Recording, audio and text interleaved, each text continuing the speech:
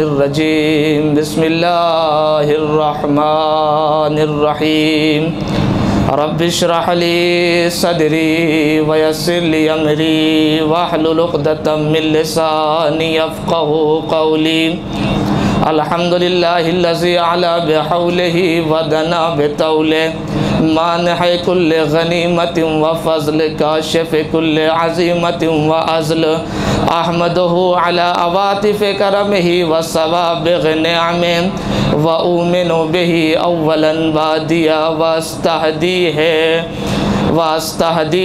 قریبا ہادیا واستعینہ قاہرا قادرا واتوکل علیہ کافیا ناصرا الصلاة والسلام على النبي الأمي العربي القرشي المدني الأبته التهامي السيد البهي السراج المضيء الكوكب الدري صاحب الوقار والسكينة المدفون بأرض المدينة العبد المؤيد والرسول المسدد المصطفى الأمجد المحمود الأحمد حبيب إله العالمين وخاتم النبيين وشفيع المذنبين ورحمة للعالمين سيدنا ونبينا ومولانا أبي القاسم محمد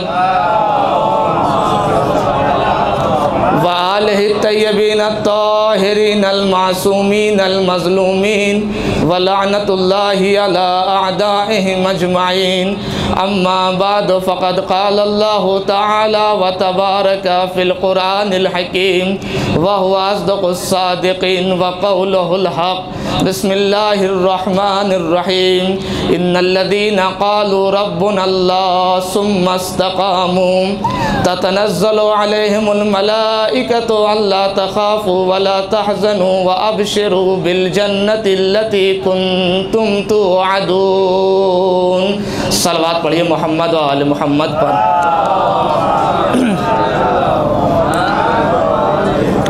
ایک اور صلوات پڑھیے محمد و آل محمد پر۔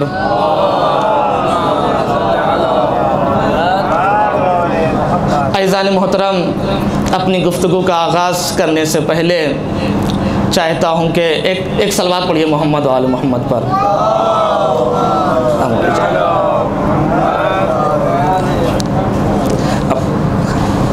آپ ادھر آ جائیں، آپ ادھر آ جائیں۔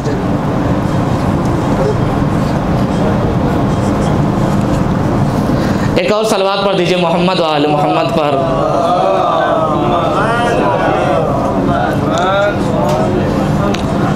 عزیزان محترم، گفتگو کا آغاز کرنے سے پہلے چند باتیں عرض کرنا چاہتا ہوں۔ پہلی بات تو یہ کہ بانیہ حسینیہ مرحوم جناب جعفر صاحب جو اس حسینیہ کے بانی ہیں، بہرحال اللہ ان کے درجات کو بلند کرے۔ انہوں نے اس حسینیہ کی بنیاد رکھی، اس کا اجر تو حضرت زہرا اور امام حسین علیہ السلام دیں گے، اور ان کے گھر والے بھی اللہ ان کی توفیقات میں اضافہ فرمائے کہ وہ اپنے مرحوم کی سیرت پہ چلتے ہوئے اس حسینیہ کو مجلس کے لیے حوالے کر رہے ہیں۔ لہٰذا مرحوم کی بلندی درجات کے لیے ایک صلوات پڑھیے محمد و آل محمد پر۔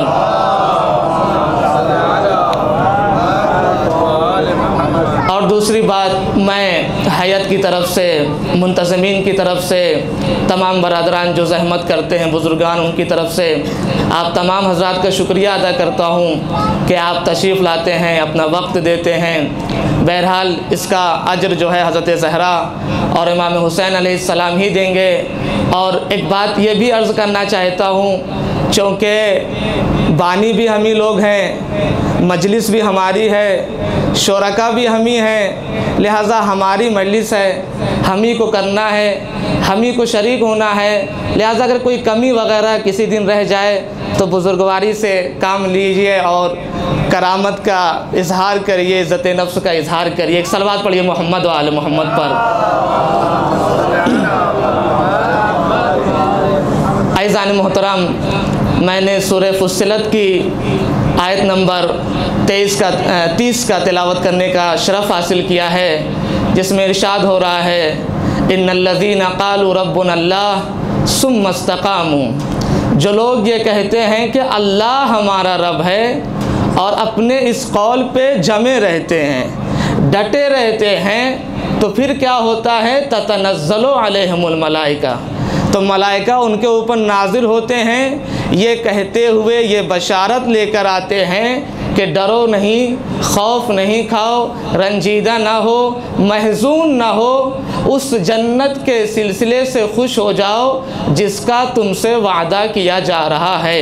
عزیزان گرامی، عشرہ محرم کی یہ دوسری مجلس ہے، موضوع آپ کے پیش نظر ہے کربلا درسگاہ عزت و کرامت۔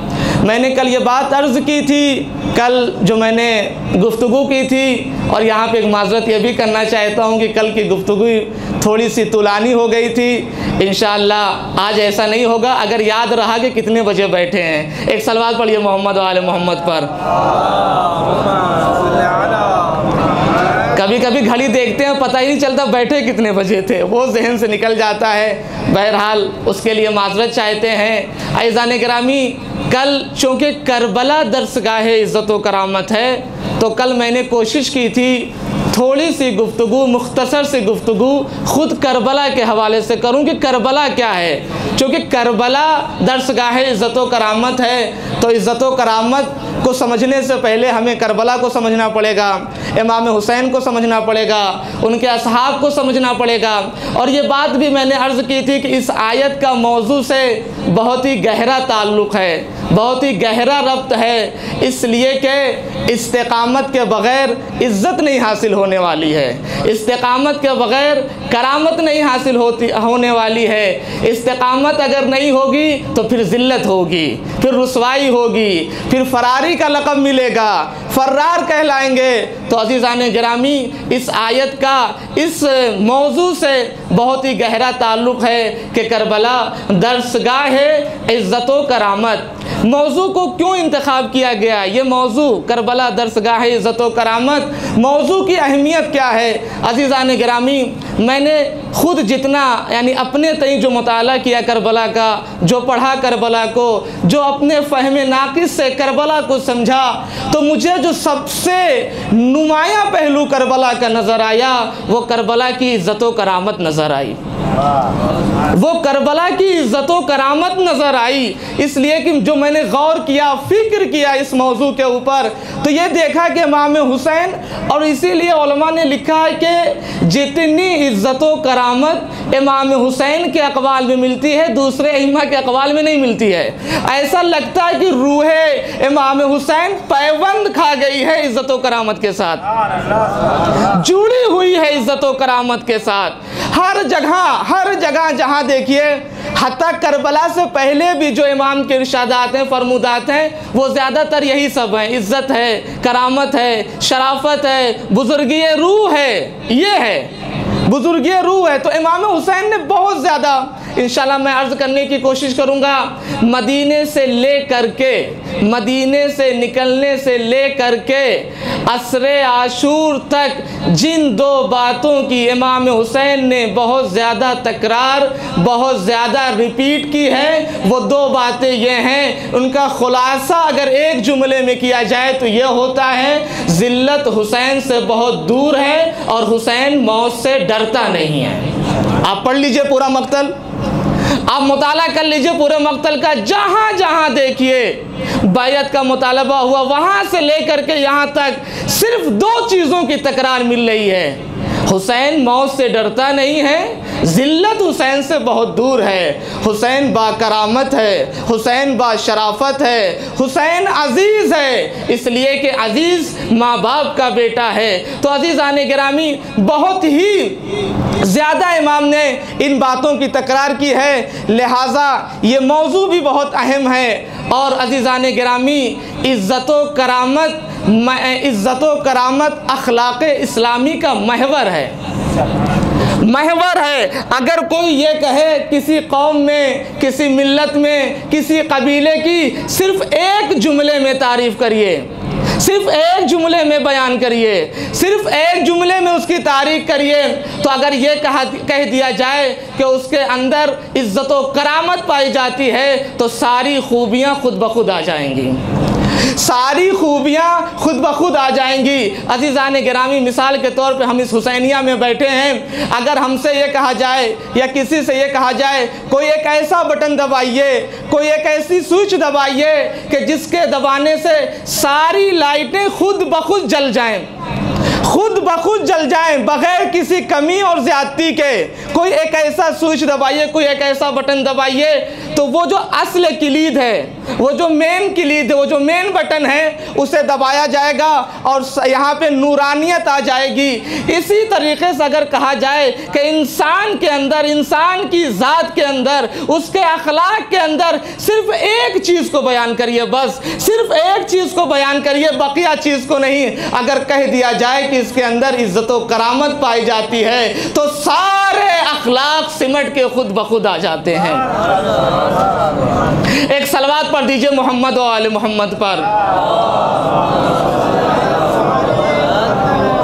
سارے اخلاق سمٹ کر کے آ جاتے ہیں، جتنے بھی اخلاق ہیں وہ پلٹتے ہیں عزت و کرامت کی طرف، جتنے بھی اخلاق ہیں سب کا منشا، سب کا محور عزت و کرامت ہے۔ آخر کیوں عزت و کرامت کی اتنی اہمیت ہے؟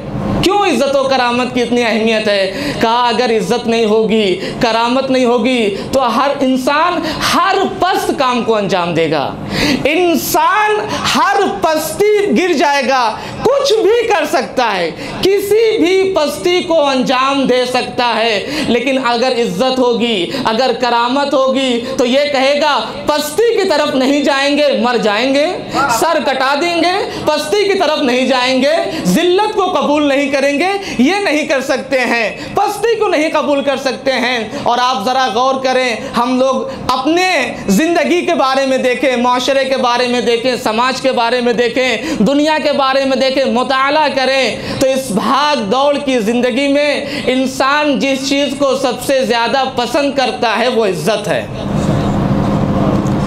انسان اپنی زندگی میں جس چیز کو سب سے زیادہ پسند کرتا ہے، دوست رکھتا ہے، وہ عزت ہے۔ انسان کبھی بھی اپنی عزت سے سمجھوتا نہیں کرتا ہے، کبھی بھی انسان اپنی عزت سے سمجھوتا نہیں کرتا ہے، جان دے دیتا ہے، جان دے دیتا ہے۔ اور کربلا ہوئی کیا؟ بھئی کربلا کیوں واقع ہوئی؟ کیوں جان دی گئی؟ کہ ہم ذلت کو قبول نہیں کریں گے، بس ذلت کو قبول نہیں کریں گے۔ ذلت کو قبول کر لیتے تو شاید کربلا واقع نہیں ہوتی، لیکن کہا ہم ذلت کو قبول نہیں کریں گے، تو پتہ یہ چلا کہ عزت بہت اہم چیز ہے۔ عزت ہے تو سارے اخلاق ہیں، سارے اوصاف ہیں، اور انسان سب سے زیادہ اپنی زندگی میں عزت کو پسند کرتا ہے، کرامت کو پسند کرتا ہے۔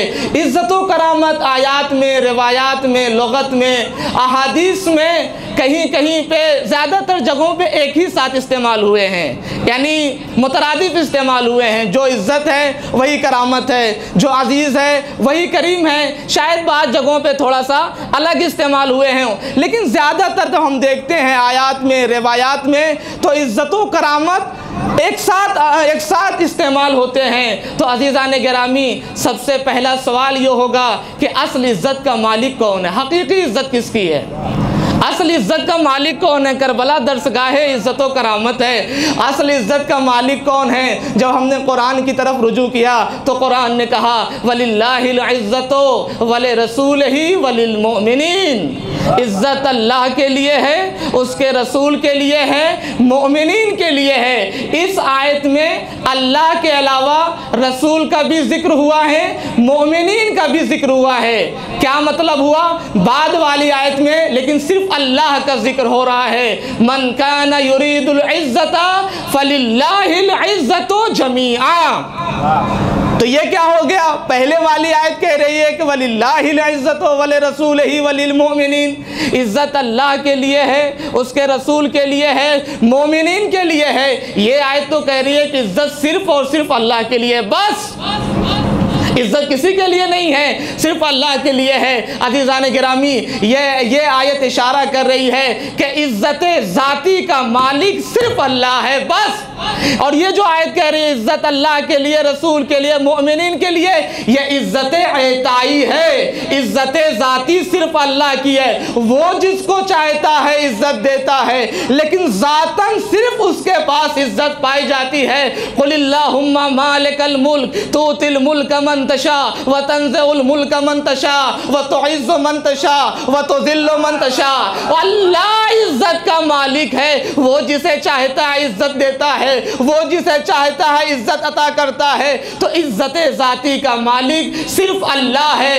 اسی لیے امام حسین نے فرمایا یا من خص اسمہ بالسموع والرفعہ، یا من خص اسمہ بالسموع والرفعہ، اے وہ جس نے اپنے نام کو مخصوص کر رکھا ہے بلندی سے اور رفعت سے، وَأَوْلِيَاؤُهُ بِعِزِّهِ يَعْتَزُّونَ، اور اس کے اولیاء، اس کے دوست اس کی عزت سے عزیز ہوتے ہیں، اس کی عزت سے عزیز ہوتے ہیں۔ یعنی عزت ذاتی کس کے لیے ہے؟ صرف اللہ کے لیے ہے۔ اسی کی طرف کائنات کے امیر نے نہج البلاغہ میں ارشاد فرمایا الحمدللہ الذی لبس العز والکبریاء، ساری تعریف اس اللہ کے لیے جس کا لباس عزت و کبریائی ہے اور اس کو اس نے اپنے سے مخصوص کر رکھا ہے۔ تو عزیزان گرامی، عزت صرف اللہ کے لیے ہے، عزت ذاتی ہے، عزت ذاتی عزت کا مالک صرف اللہ ہے بس۔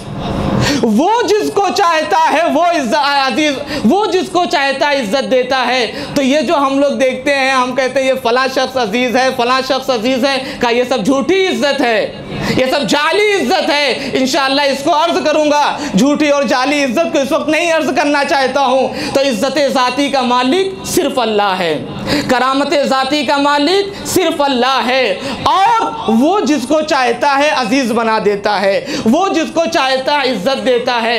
عزت چاہیے تو اللہ سے رابطہ رکھو یا ان لوگوں سے رابطہ رکھو جن کے لیے اللہ نے حکم دیا ہے، اور اس کے علاوہ کہیں بھی بھاگو کہ عزت نہیں ملے گی۔ قرآن نے کہا الذین یتخذون الکافرین اولیاء من دون المؤمنین ایبتغون عندهم العزہ، وہ لوگ جو کافرین کو اپنا اولیاء بنائے ہوئے ہیں، اپنا دوست بنائے ہوئے ہیں، اپنا رب بنائے ہوئے ہیں، ان کی پوجا کرتے ہیں مومنین کے علاوہ، کیا یہ سمجھ رہے ہیں کہ ان کے پاس عزت ہے؟ فَإِنَّ الْعِزَّةَ لِلَّهِ جَمِيعًا، عزت صرف اللہ کے لیے ہے، صرف عزت اللہ کے لیے ہے۔ تو عزیزان گرامی، عزت مالک، عزت حقیقی کا مالک صرف اللہ۔ جگہ جگہ قرآن میں یہ تقریباً 100 مرتبہ شاید قرآن میں یہ چیز تکرار ہوئی ہو کہ جہاں پہ عزت مخصوص ہے، یعنی اللہ عزت کی نسبت اللہ کی طرف دی گئی ہے۔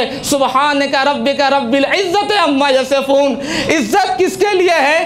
اللہ کے لیے ہے۔ اور عزیزان گرامی، یہ شاید ظاہری عزت ہے، اس کی ابھی میں اس میں نہیں آنا چاہ رہا تھا۔ ہو سکتا ہے کہ ایک چیز ہو اس سے ہم سمجھتے ہوں کہ یہ عزت ہے۔ قرآن نے کہا ذُق انک انت العزیز، عذاب کا مزہ چکھو، بڑے عزت دار بنتے تھے۔ کہنا کیا چاہ رہا تھا؟ عزت تمہاری جھوٹی تھی، جعلی تھی، عزت نہیں تھی۔ میں نے عرض کیا کہ میں ابھی عزت جعلی اور عزت حقیقی کے اوپر بحث نہیں کرنا چاہتا، کہنا یہ چاہتا ہوں کہ عزت اللہ سے مخصوص ہے، اس کے علاوہ کوئی عزیز نہیں ہے مگر یہ کہ جسے اللہ عزت دے دے۔ اور عزیزان گرامی، حدیث نے اسی لیے کہا کل عز لا یؤیدہ الدین مذلہ، ہر وہ عزت جس کی دین تائید نہ کرے وہ ذلت ہے۔ پتہ یہ چلا یہ سراب کی طرح ہے، لگتی عزت ہے ہوتی نہیں ہے، لگتی عزت ہے ہوتی نہیں ہے۔ میں نے کہا میں جعلی عزت کی بحث نہیں کرنا چاہ رہا تھا، ابھی حقیقی عزت کی بحث نہیں کرنا چاہ رہا تھا، اس کو بعد کی گفتگو میں کرنا چاہ رہا تھا۔ ہم یہ دیکھتے ہیں ایک انسان کے پاس گاڑی ہے، بنگلہ ہے، شہرت ہے، تعلقات ہے، ادھر ادھر کا کچھ نہیں، کل عزیز غیر اللہ ذلیل، ہر وہ عزیز جو اللہ کے علاوہ ہے ذلیل، مطلب جس کے ہاں دین نہ پایا جائے، ایمان نہ پایا جائے، صداقت نہ پائی جائے، ذلیل ہے وہ۔ ایک صلوات پڑھیے محمد و آل محمد پر۔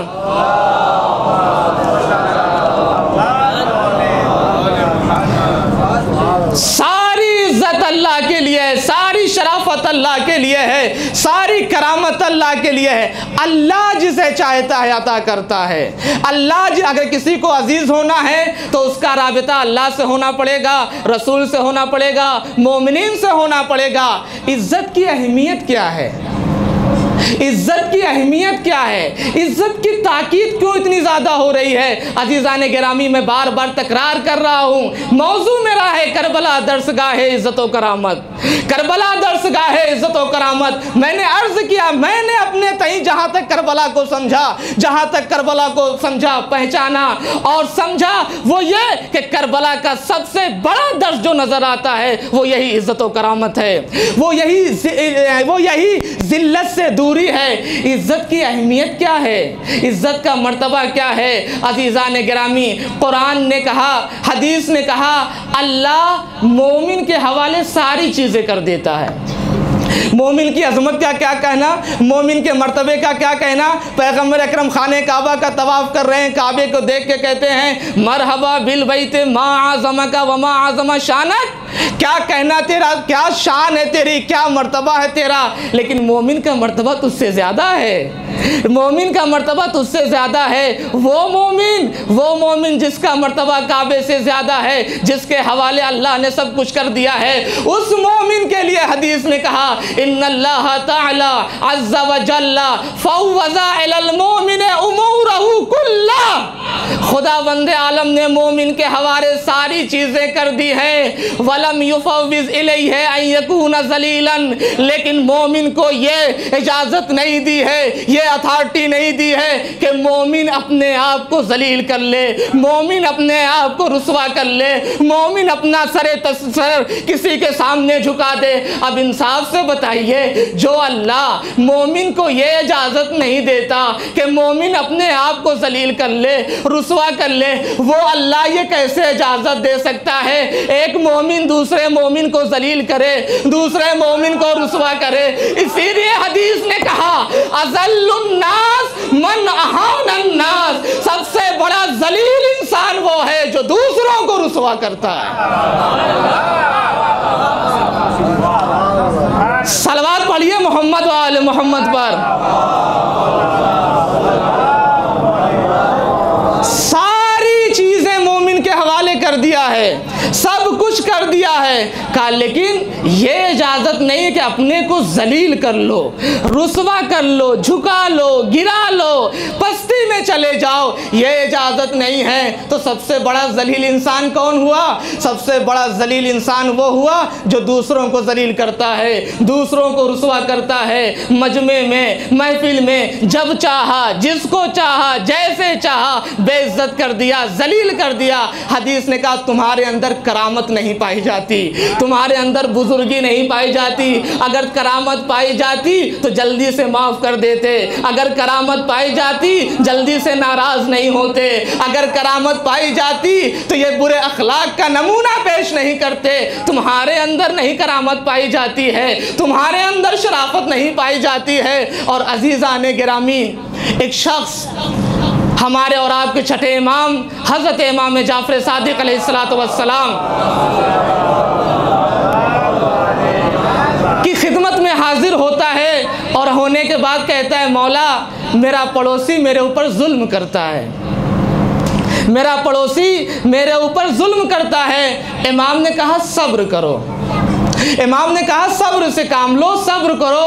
اس نے کہا مولا میں صبر کرتا ہوں تو لوگ مجھے ذلیل کہتے ہیں، لوگ مجھے رسوا کہتے ہیں۔ عزیزان گرامی، ذلت میں اور مظلومیت میں فرق ہوتا ہے، ذلت میں مجبوری میں فرق ہوتا ہے، اس کو سمجھنے کی ضرورت ہے۔ امام نے کہا کیا کہا؟ کہا مولا لوگ مجھے ذلیل کہتے ہیں اگر میں صبر کرتا ہوں۔ ایک مرتبہ امام نے فرمایا انما الذلیل من ظلم، ظالم ذلیل ہوتا ہے، ظالم ذلیل ہوتا ہے، اور سب سے بڑا نمونہ دیکھنا ہے کہ ظالم کہاں ذلیل ہوا، وہ کربلا کا میدان ہے، اور سب سے بڑا نمونہ اگر دیکھنا ہے مظلوم کی جیت کہاں پہ ہوئی، صبر کرنے والے کی جیت کہاں پہ ہوئی، وہ بھی کربلا کا میدان ہے، وہ بھی کربلا کا میدان ہے، جہاں ظالم کو رسوا ہوتے ہوئے دیکھا، جہاں ظالم کو ذلیل ہوتے ہوئے دیکھا، ہر آدمی ذلیل کر رہا ہے، تخت پہ بیٹھا ہے، تاج پہ بیٹھا ہے، کوئی نابینا آ کے ذلیل کر دے رہا ہے،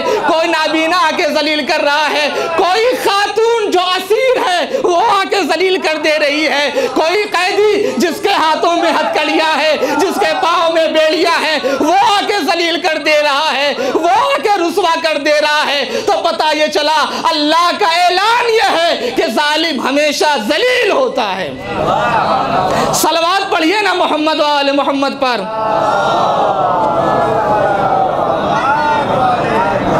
ایک اور صلوات پڑھیے محمد و آل محمد پر۔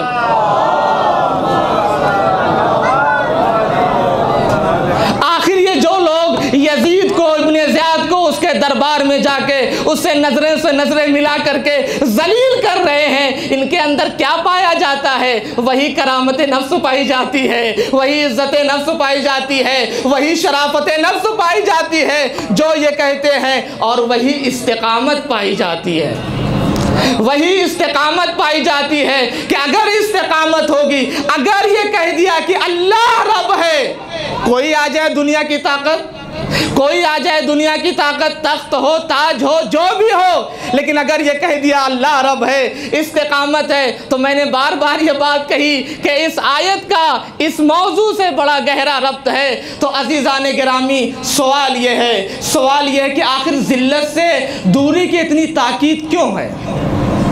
ذلت سے دوری یعنی عزت و کرامت کا پیدا ہونا، شرافت کا پیدا ہونا، ذلت سے دوری۔ حدیث کہہ رہی ہے، پیغمبر فرما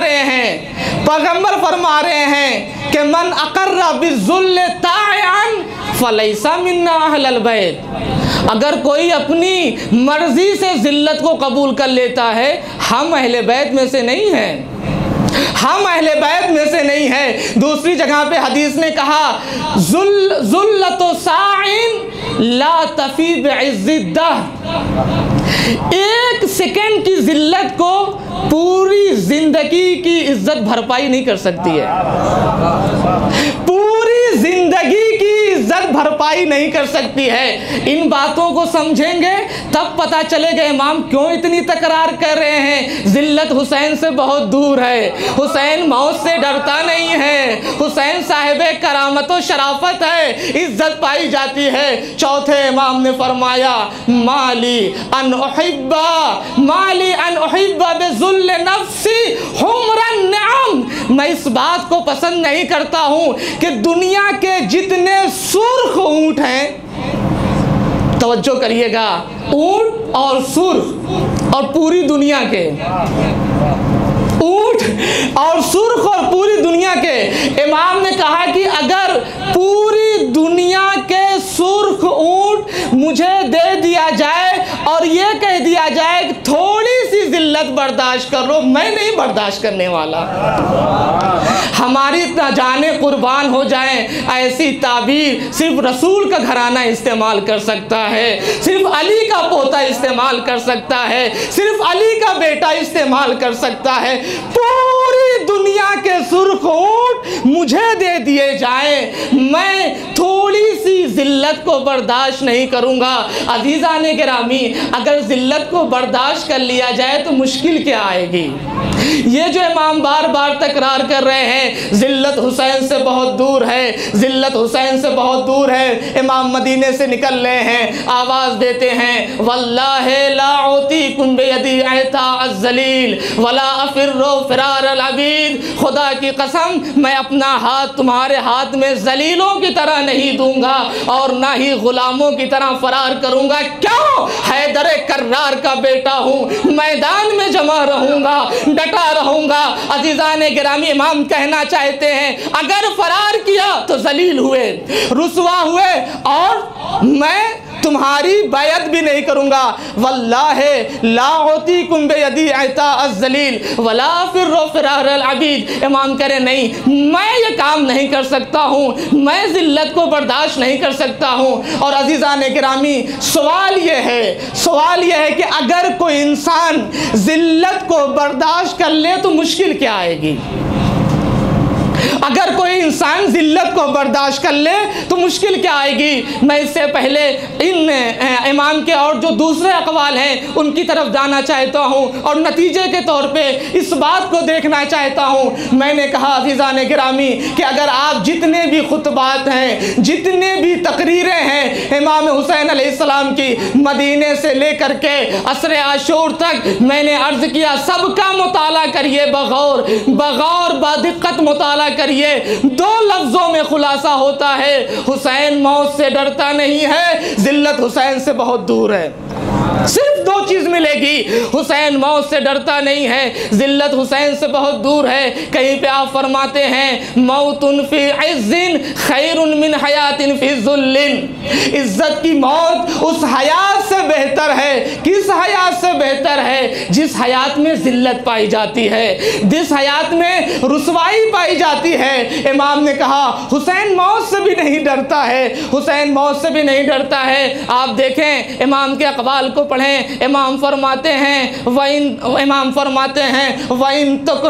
تَكُنِ الْأَبْدَانُ لِلْمَوْتِ أُنشِئَتْ، اگر بدن موت کے لیے قرار دیے گئے ہیں، موت کے لیے بنائے گئے ہیں، فَقَتْلُ اِمْرَئٍ بِالسَّيْفِ فِي اللَّهِ افضل، تو انسان کا اللہ کی راہ میں تلوار سے قتل ہو جانا بہتر ہے۔ کیا کہہ رہے ہیں؟ کہہ رہے ہیں کہ اگر ذلت کو قبول کرنا پڑے، ذلت کو نہیں قبول کریں گے، اور اگر بدن موت کے لیے بنائے ہی گئے ہیں تو مر جائیں گے۔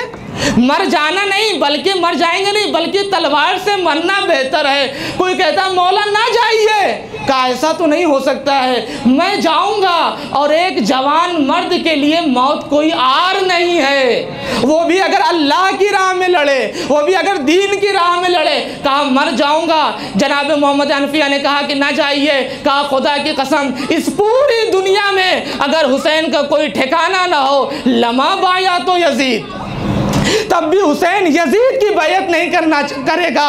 کہنے کا مطلب یہ جہاں جہاں دیکھیے دو ہی چیز کی تکرار کر رہے ہیں، دو ہی چیز کو ریپیٹ کر رہے ہیں، حسین موت سے ڈرتا نہیں ہے، ذلت حسین سے بہت دور ہے۔ آواز دیتے ہیں الا ان الدی وابن الدی قد رکض بین اثنتین بین السلہ والدلہ ہیہات من الذلہ۔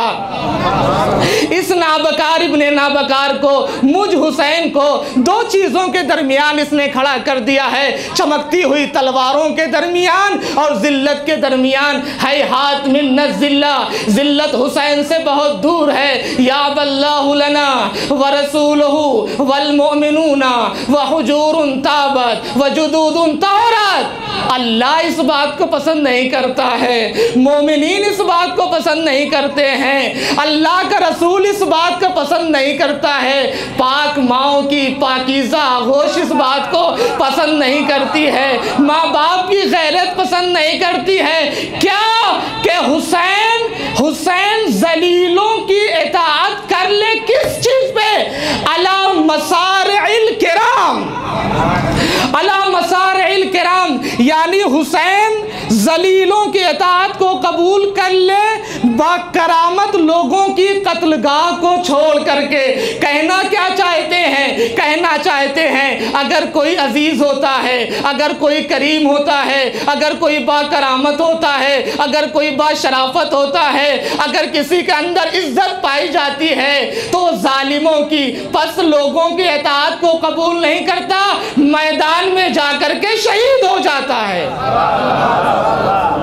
میدان میں جا کر کے شہید ہو جاتا ہے۔ عزیزان گرامی، امام فرماتے ہیں لیس شانی شان من یخاف الموت، میری وہ شان نہیں ہے جو موت سے ڈر جائے، ما احون الموت، موت کتنی آسان ہے جب انسان عزت کی راہ میں شہید ہو، حق کے احیاء کے لیے شہید ہو۔ لیس لیس الموت فی سبیل العز الا حیاتا خالدتا ولیست الحیات مع الذل الا الموت الذی لا حیات معه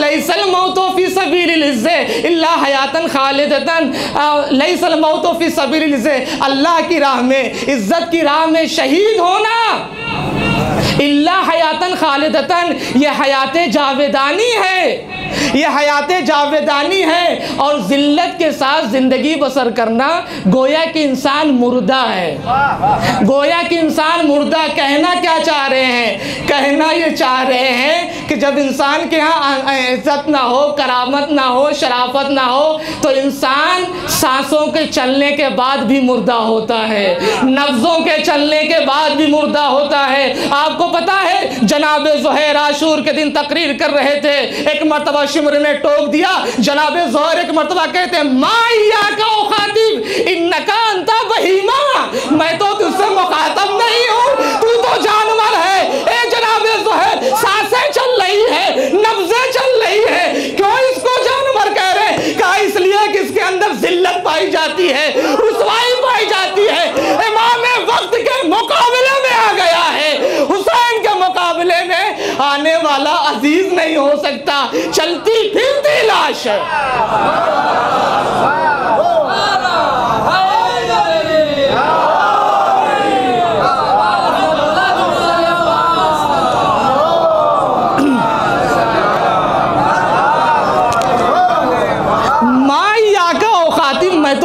گفتگو تمہیں تو میں اس لائق بھی نہیں سمجھتا ہوں کہ تم سے گفتگو کی جائے، کیوں آخر؟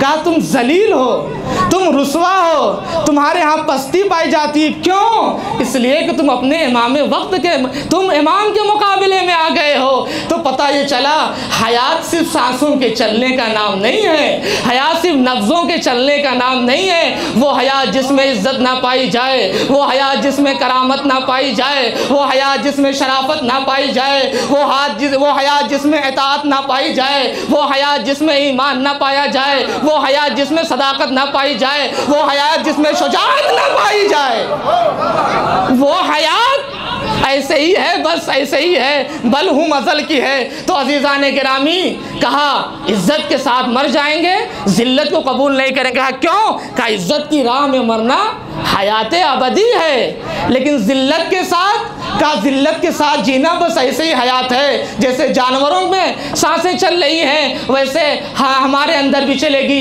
اس کے بعد امام ایک جملہ کہتے ہیں، اس کے بعد امام ایک جملہ کہتے ہیں، امام فرماتے ہیں حل تقدرون علی ان اکثر من قتلی، کیا تم اس سے زیادہ بھی کچھ کر سکتے ہو کہ مجھے قتل کر دو؟ یعنی تم مجھے قتل کرنے سے زیادہ کچھ نہیں کر سکتے ہو، صرف تمہاری طاقت یہ ہے کہ ظاہری بدن کے سر و تن میں جدائی کر دو۔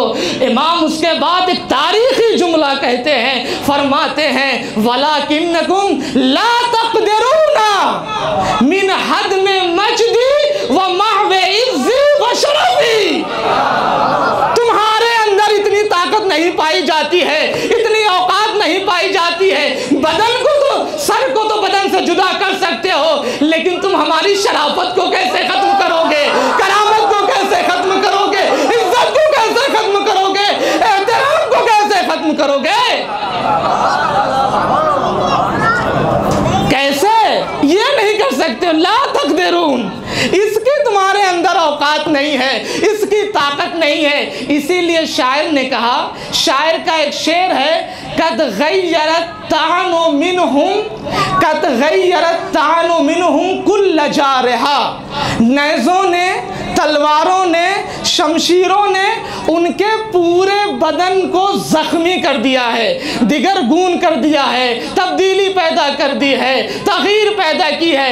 الا المکارم فی امن من الغیر، لیکن جو ان کے اندر کرامت پائی جاتی ہے، جو عزت پائی جاتی ہے، جو شرافت پائی جاتی ہے، اس میں وہ بالکل سالم ہے، بالکل سالم ہے۔ تو پتہ یہ چلا اگر سٹ کٹ جائے عزت باقی رہتی ہے، کرامت باقی رہتی ہے، شرافت باقی رہتی ہے. اسی کو تو امام بیان کر رہے ہیں, اسی کو تو شاعر کہنا چاہ رہا ہے. الا المکارم فی امن من الغیر. کرامت پہ کوئی آنچ نہیں آئی ہے, عزت پہ کوئی آنچ نہیں آئی ہے. عزیزان گرامی سمجھیں اس کو, پھر سمجھ میں آئے گا کہ کربلا درسگاہ عزت و کرامت ہے. تو عزیزان گرامی بار بار امام دو ہی چیز کہہ رہے ہیں. آخر کیوں؟ حسین موت سے ڈرتا نہیں ہے, ذلت حسین سے بہت دور ہے. دونوں باتوں کو عرض کر کے مجلس مصائب کی طرف آ رہا ہوں. حسین موت سے آخر کیوں نہیں ڈرتا ہے؟ سوال, امام حسین آخر موت سے کیوں نہیں ڈرتے؟ مولا آپ کیوں نہیں موت سے ڈر رہے ہیں؟ آپ ہر جگہ کہہ رہے ہیں کہ حسین موت سے نہیں ڈرتا. اس لیے کہ امام حسین کی رگوں میں مولا کائنات کا خون دوڑ رہا ہے.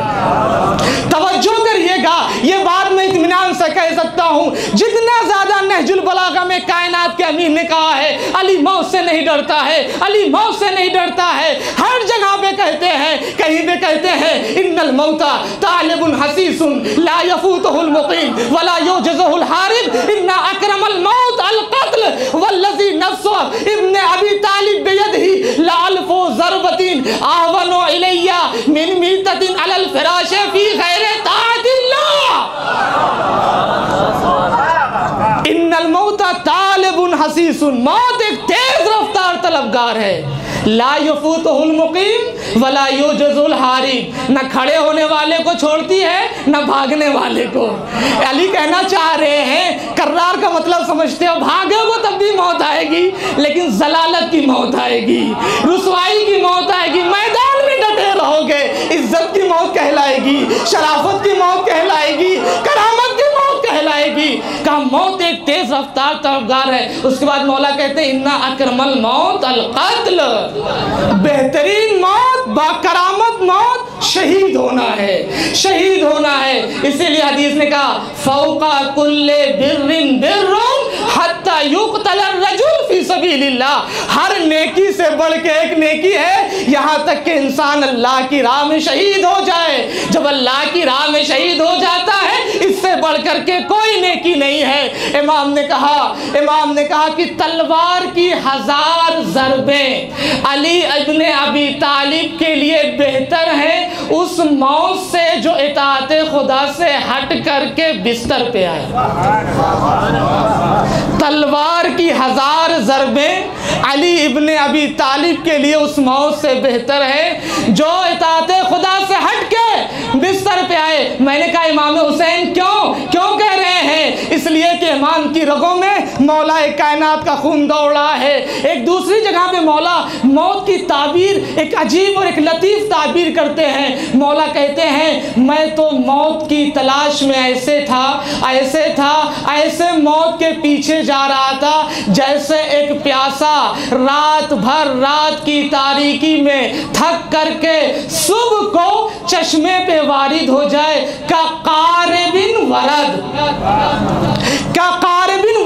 اب آپ اندازہ لگائیں, ایک انسان ہو, پیاسا ہو, پوری رات چشمے کی تلاش میں ہو, صبح کو جب چشمہ مل جائے, پانی مل جائے, اسے کتنی لذت محسوس ہوگی, کتنا سکون محسوس ہوگا. کیوں؟ علی نے کہا علی موت سے ایسے ہی علی مانوس ہے. اور ایک جگہ مولا کہتے ہیں, خطبے میں فرماتے ہیں, مولا فرماتے ہیں فَإِنْ أَقُولُ يَقُولُ حَرْسَ عَلَى الْمُلْكِ وَإِنْ أَسْكُتْ يَقُولُ جَزِيَ مِنَ الْمَوْتِ حَيْحَاتْ بَعْدَ اللَّتِيَّ وَالَّتِي وَاللَّهِ لَا ابْنُ أَبِي طَالِبٍ آنَسُ بِالْمَوْتِ مِنَ الطِّفْلِ بِصَدْيِ أُمِّهِ فَإِنْ أَقُولُ يَقُولُ حَرْسَ عَلَى الْمُلْكِ. جب میں بولتا ہوں کہتے ہیں اقتدار کی لالچ میں بول رہے ہیں, جب میں چپ ہو جاتا ہوں کہتے ہیں موت سے ڈر گئے. تم نے خیبر کو نہیں دیکھا, تم نے خندق کو نہیں دیکھا, تم نے مرحب کے بارے میں نہیں پڑھا, تم نے امر عبدود کے بارے میں نہیں پڑھا کیا؟ جب بولتا ہوں کہتے ہیں کہ اقتدار کی لالچ میں بول رہے ہیں, جب چپ ہو جاتا ہوں تو کہتے ہیں موت سے ڈر گئے. حیحات بعد اللتی واللتی. افسوس یہ سب دیکھنے کے بعد واللہ لا ابن ابی طالب آنس بالموت من الطفل بصدی ام. خدا کی قسم ابو طالب کا لال موت سے اس سے زیادہ مانوس ہے جتنا ایک بچہ اپنی ماں کی چھاتی سے مانوس ہوتا ہے.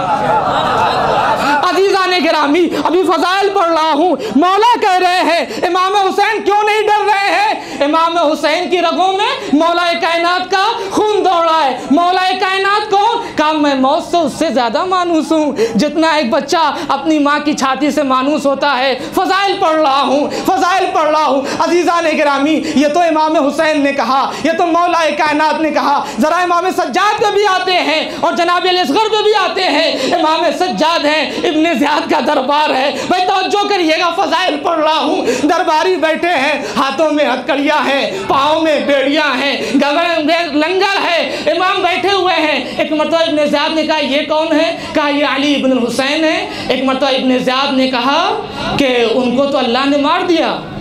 ایک مرتبہ امام نے، مفسر قرآن نے قرآن کی آیت پڑھی، اللہ یتوفی الانفس حین موتہ، اللہ روح کو قبض کرتا ہے موت کے وقت۔ ابن زیاد کو غصہ آ گیا، یہ کون ہے جس کے ہاتھوں میں ہتکڑی ہے، پیروں میں بیڑی ہے اور مجھ سے زبان لڑاتا ہے، مجھ سے بات کرتا ہے، میرے سامنے جرأت۔ ایک مرتبہ کہتا ہے اس کی گردن اڑا دی جائے۔ جناب زینب آ گئی، یہ پہلی جگہ ہے جناب زینب کچھ بولنا چاہتی ہیں۔ امام سجاد نے کہا یا عمتو اسکتی حتی اکلمہ، پھوپھی اماں آپ چپ ہو جائیے، اب میں بولوں گا، میں یہاں پہ بولوں گا۔ ایک مرتبہ اسے مخاطب کر کے کہتے ہیں اب بالقتل تحددنی، کیا تو مجھے قتل سے ڈراتا ہے؟ کیا تو مجھے قتل سے ڈراتا ہے؟ اما علمت ان القتل لنا عادہ و کرامتنا شہادہ، تجھے نہیں پتا قتل ہونا ہماری عادت ہے، شہید ہونا ہمارے لیے کرامت ہے۔ ابن زیاد یہ سمجھ رہا تھا ہاتھوں میں ہتکڑیاں ہیں، پیروں میں بیڑیاں ہیں، بولے گا نہیں، قیدی ہے، لیکن اس بات کو بھول گیا رگوں میں حیدر کرار کا خون دوڑ رہا ہے۔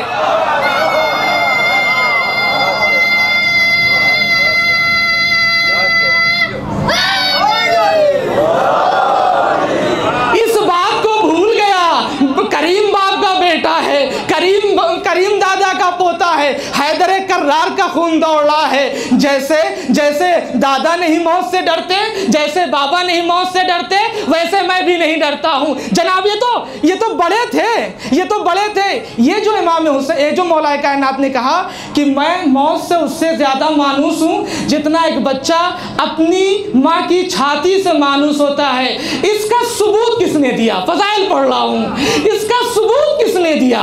اس کا ثبوت جناب علی اصغر نے دیا۔ تیر لگا اور مسکرایا، شاعر کو کہنا پڑا ہنس ہنس کے موت سب کو لگاتی رہی گلے، اصغر ہنسے تو موت کا چہرہ اتر گیا۔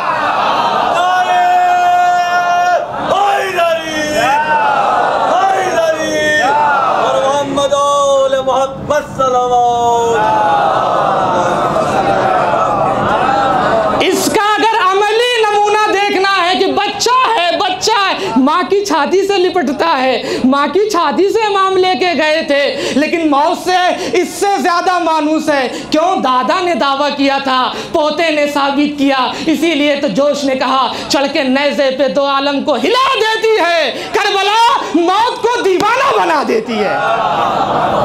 وہ جگہ موت حیران ہے، سرگردان ہے، پریشان ہے، وہ کون سی جگہ ہے؟ وہ کربلا ہے۔ میں نے کہا پوری مجلس میں میں نے صرف دو باتوں کی تکرار کی، یہ کہ امام حسین مدینے سے لے کر کے عصر عاشور تک جتنی زیادہ امام تکرار کرے، جتنے خطبات ہیں، جتنی تقریریں ہیں، صرف دو باتوں کی تکرار ہے، حسین موت سے ڈرتا نہیں ہے، ذلت حسین سے دور ہے۔ پڑھ لیجئے، صرف دو باتوں کی تکرار ہے، حسین موت سے ڈرتا نہیں ہے، ذلت حسین سے دور ہے۔ موت سے کیوں نہیں ڈرتا؟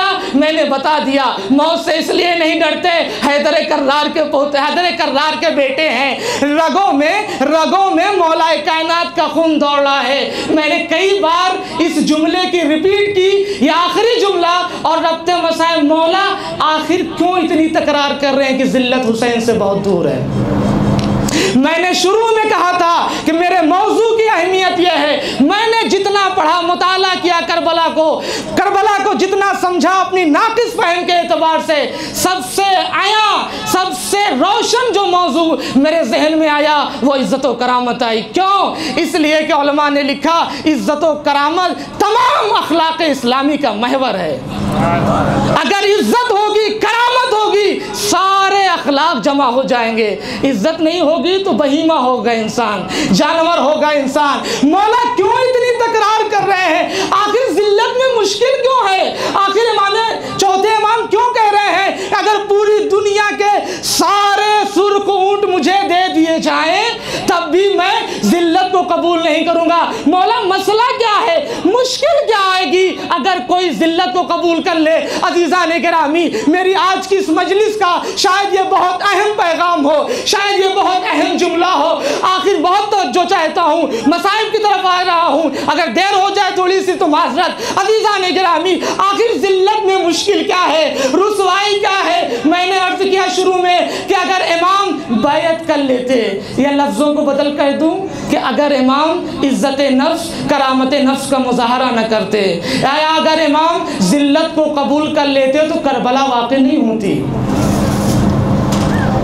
کیوں کہہ رہے ہیں لا اعطیکم بیدی اعطاء ذلیل ولا افر فرار العبید؟ بار بار امام یہ کہہ رہے ہیں مولا مشکل کیا ہوگی اگر کوئی ذلت کو قبول کر لے؟ بس توجہ چاہتا ہوں میرے عزیزوں, آخری بات, ذلت کو قبول کرنے میں مشکل کیا ہوتی ہے, پریشانی کیا ہے؟ قرآن نے کہا ہم بتاتے ہیں اگر کوئی ذلت کو قبول کر لیتا ہے, رسوائی کو قبول کر لیتا ہے. میں آپ سے سوال کرنا چاہتا ہوں, فرعون کون تھا جو یہ نعرہ لگا رہا تھا انا ربکم الاعلی, حکومت کر رہا تھا, لوگ خدا مان رہے تھے, اللہ مان رہے تھے, کیوں فرعون بنا؟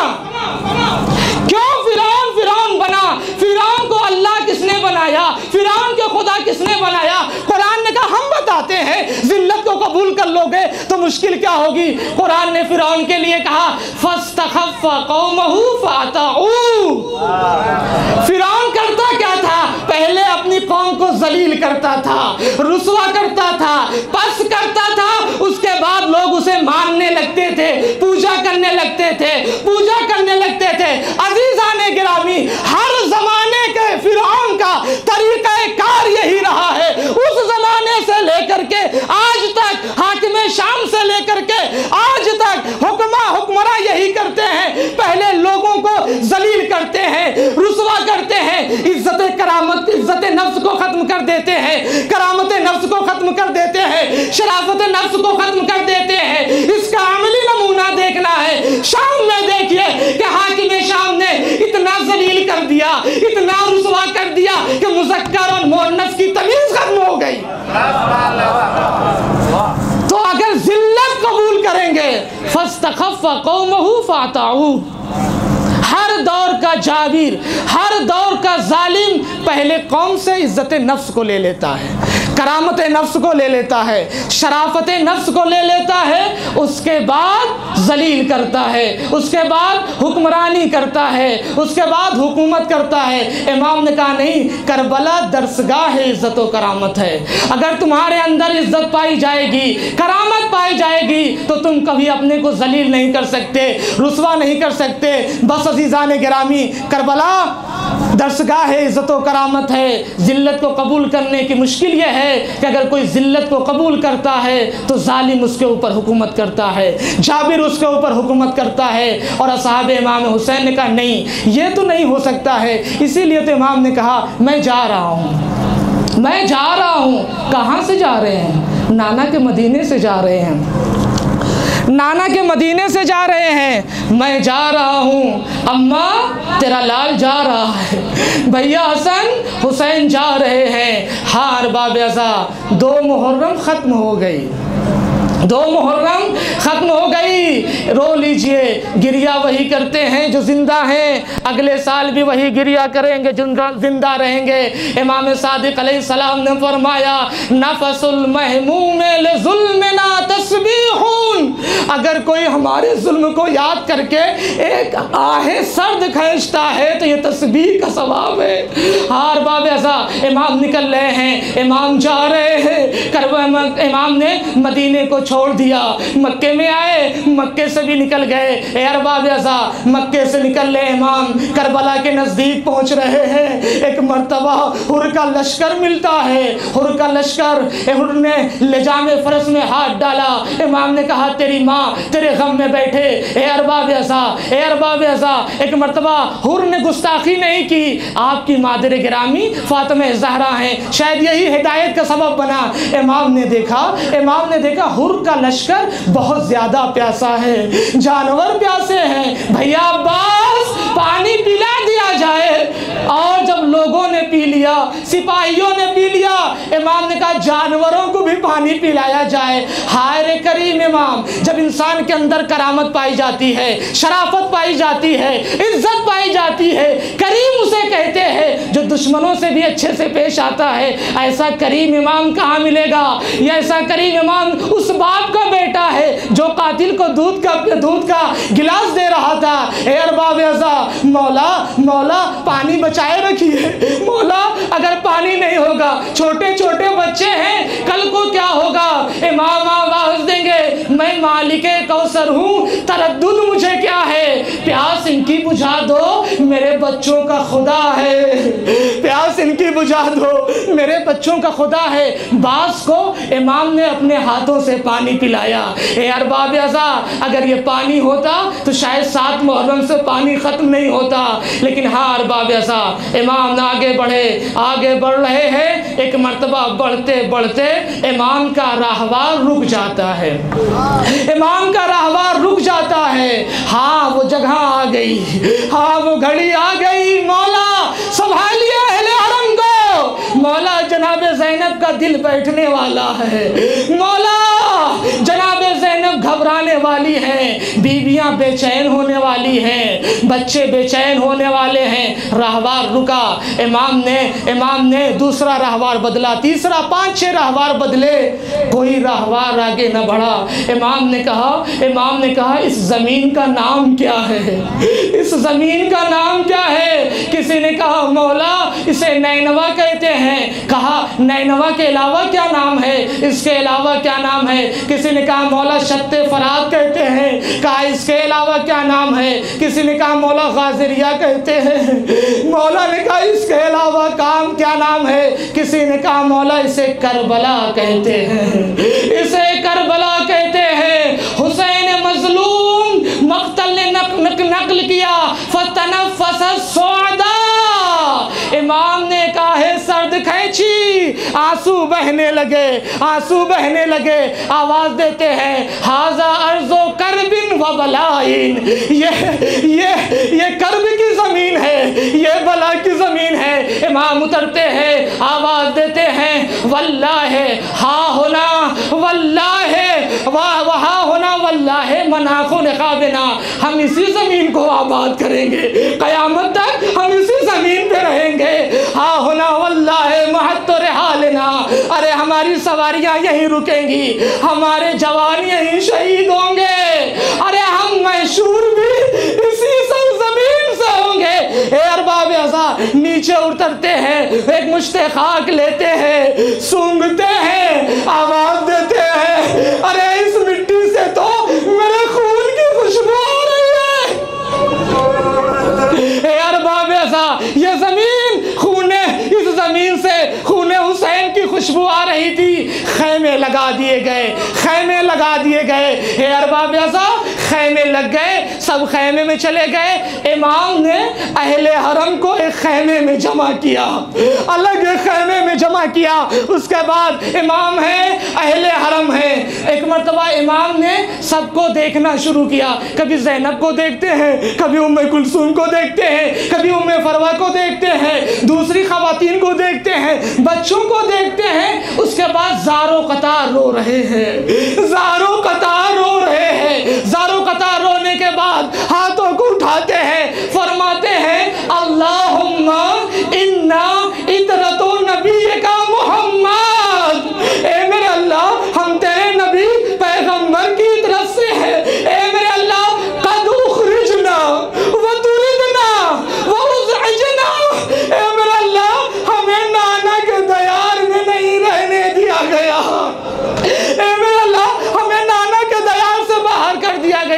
اے ارباب ازا، اے ارباب ازا، سن سکو گے عزاداروں، سن سکو گے؟ آج 1400 سال کے بعد ہر نماز میں ہم دعا کرتے ہیں، میرے اللہ میری قبر کو اپنے نبی کے قبر کے نزدیک قرار دینا۔ یہی تو دعا کرتے ہیں نا، ہر اذان کے بعد یہی تو دعا کرتے ہیں نا کہ میری قبر کو اپنے نبی کی قبر کے نزدیک قرار دینا۔ لیکن ہم سے زیادہ لیکن حسین سے زیادہ کون چاہتا ہے کہ نانا کے مزار کے پاس رہے، اماں کی لحد کے پاس رہے، بھیا کی لحد کے؟ امام شکوہ کر رہے ہیں، میرے اللہ ہمیں نکال دیا گیا، ہم نہیں نکلنا چاہ رہے تھے، ہم نہیں آنا چاہ رہے تھے۔ ہر باب ایسا زارو قطار رو رہے ہیں۔ علماء نے لکھا ہے رونے کی دو وجہ ہو سکتی ہے۔ پہلی وجہ بیویوں کو ڈھارس دے رہے تھے، تسلی دیکھ رہے تھے، دیکھنے کی وجہ پہلی کہ بیویوں کو ڈھارس دے رہے تھے، تسکین دے رہے تھے، زینب گھبرانا نہیں، حسین ہے، ام کلثوم حسین ابھی زندہ ہے، رباب حسین ابھی زندہ ہے، سکینہ حسین ابھی زندہ ہے۔ دوسری وجہ لکھتے ہیں کہ امام کو وہ منظر یاد آ رہے ہیں کہ کچھ دنوں کے بعد سب شہید کر دیے جائیں گے، میں بھی شہید ہو جاؤں گا، خیموں میں آگ لگائی جائے گی، گوشوارے چھینے جائیں گے، چادریں چھینی جائیں گی۔ ہار باب ازا امام نے کہا زمین کا مالک کون ہے؟ کہا بنی اسد ہے۔ امام نے بلوایا، کہا ہم تم سے زمین خریدنا چاہتے ہیں۔ کہا مولا لے لیجئے، کہا نہیں، زمین خریدا، کہا ہم تمہاری زمین کو 3 شرطوں کے ساتھ تمہیں واپس کر رہے ہیں۔ میں مجلس ختم کر دیا۔ ارباب ازا محرم یعنی آنسو، محرم یعنی گریا۔ اے ارباب ازا کہا 3 شرطوں کے ساتھ ہم تمہاری زمین کو تمہیں واپس کر رہے ہیں۔ مولا پہلی شرط کیا ہے؟ کہا جب ظالم ہمیں قتل کر دے اور ظالم یہاں سے چلے جائیں تو ہمارے لاشوں کو دفن کرنا۔ کتنی تمنا تھی امام کو، کتنی آرزو تھی امام کو، کتنی حسرت تھی امام کو کہ لاشاں دفن ہو جائے، لاشاں دفن ہو جائے۔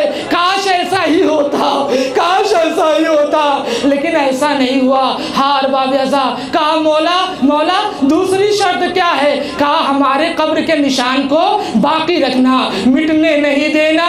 جب کوئی بھی زائر آئے تو اس سے کہنا ہاذا قبر حسین ابن علی، یہ حسین ابن علی کی قبر ہے۔